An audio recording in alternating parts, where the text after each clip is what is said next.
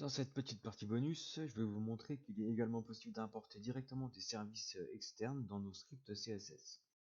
Pour quoi faire, vous allez me dire? Eh bien, par exemple, pour utiliser des polices de texte Google sans avoir à les télécharger sur notre machine en local.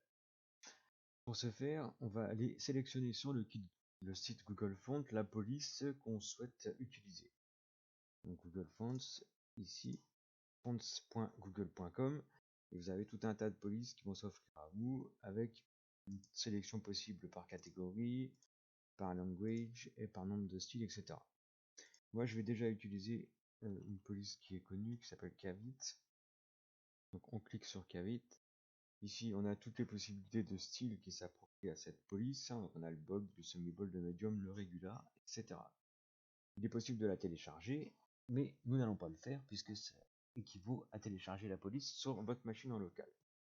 Nous, ce qu'on va faire, c'est aller la charger directement dans notre feuille de style. Donc pour faire ça, on va faire un arrobase, import, URL. Voilà. Votre ID va vous le proposer directement et là-dedans, on va mettre l'URL suivant. Voilà, il vous suffit d'entrer cette URL dans votre script CSS et à la fin, swap.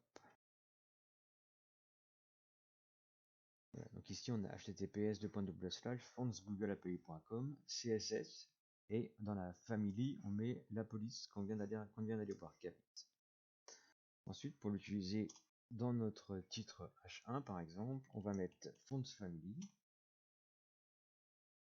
Et dans cette font family, on va mettre le Kavit qu'on vient d'aller télécharger juste au-dessus, sans oublier. Voilà. On sélectionne. Là, on va voir nos changements directement sur notre site et on voit bien que la police de nos titres H1 est bien de la fonte Kavit de Google. Nous avons à présent quelques bases en HTML et CSS. Notre page commence à peu près à ressembler à quelque chose, mais on peut sans doute mieux la structurer. On pourra afficher par exemple plusieurs photos sur la même page. Et ça sera dans le prochain.